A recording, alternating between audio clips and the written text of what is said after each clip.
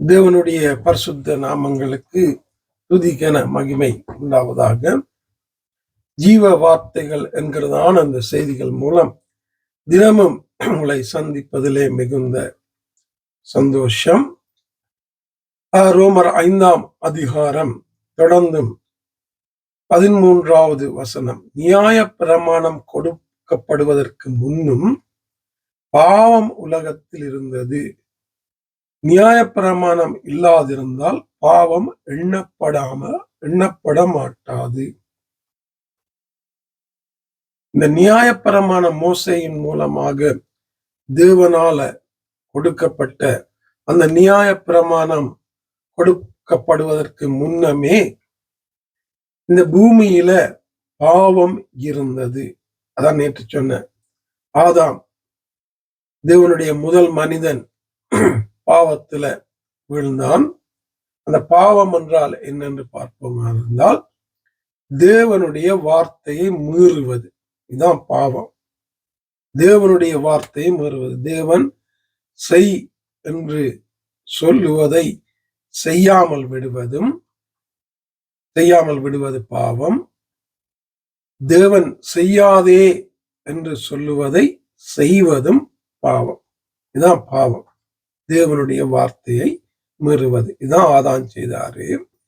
அப்ப இந்த பாவம் ஆதாம்ல இருந்து வந்தபடியால் நியாயப்பிரமாணம் அதன் பின்பதாக மோசையின் காலத்திலே கொடுக்கப்பட்டது. அதற்கு முன்பமே இந்த பாவம் நியாயப்பிரமாணத்துக்கு முன்னதாகவே உலகத்தில் இருந்தது என்றும், நியாயப்பிரமாணம் இல்லாதிருந்தால் பாவம் எண்ணப்பட மாட்டாது என்றால், நியாயப்பிரமாணம் இல்லாட்டி பாவம் எது, பாவம் இல்லாதது, தேவன் விரும்புகிறது எது, தேவன் விரும்பாதது எது என்று தெரியாம போயிடும். நியாயப்பிரமாணம் ஒரு ஒரு காரியம் இப்படி செய்யாதே என்ற ஒரு காரியம் இல்லாத பட்சத்துல எதை செய்யணும் எதை செய்யக்கூடாது என்பது அது பாவம் என்று தெரியாது. எது பிழை எது சரி என்று தெரியாத ஒரு காரியம் இருந்தது. சரி இதுதான் என்று எழுதி தரும்போது அதற்கு எதிராக செய்வது பாவமாக மாறிவிடும். அதான் அப்ப சட்டங்கள் காரியங்கள் இல்லாவிட்டால் எது சட்டம் என்று தெரியாது, எது செய்யணும் எது செய்யக்கூடாதுன்னு தெரியாது. எதையும் செய்யலாம். அதைத்தான் அங்க சொல்ற வாராரு.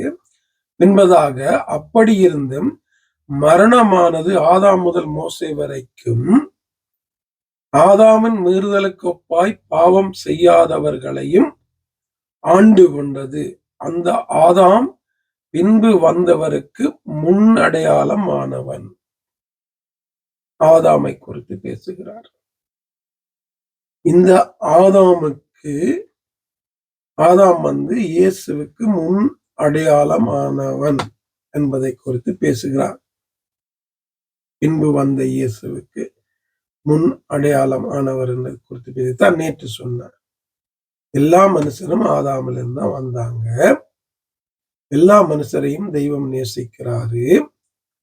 எல்லா மனிதருக்காகவும் அவர் ரத்தம் சிந்தினார்.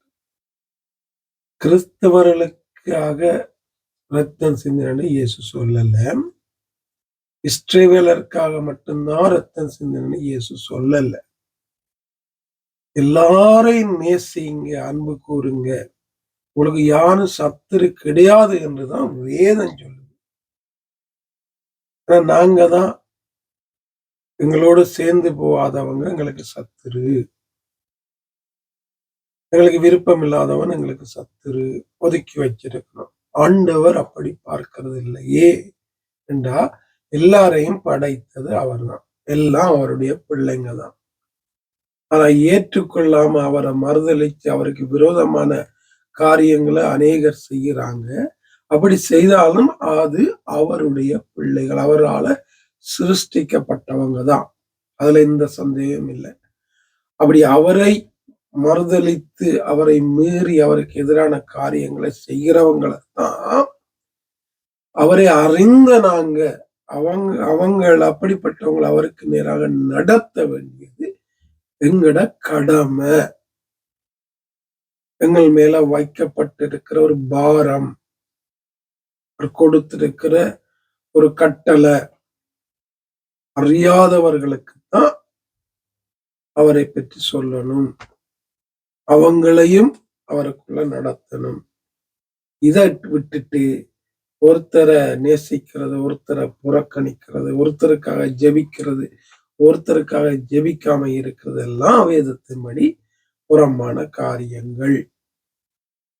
ஆகவே நாளும் ஆண்டவர் எல்லாருக்காகவும் எல்லாருக்காகவும் எல்லாருடைய சமாதானத்துக்காகவும் எல்லாருடைய சந்தோஷத்துக்காகவும் எல்லாவற்றுக்கும் மேலா எல்லாருடைய ரட்சிப்புக்காகவும் ஜெபிக்க வேண்டியது என்னுடைய உங்களுடைய கடமை. இந்த நாள்ல இருந்து நீங்களும் அதை தினமும் செய்ய ஆவியானவர் எங்களை தொடர்ந்து வழி நடத்துவாராக. ஆமேன்.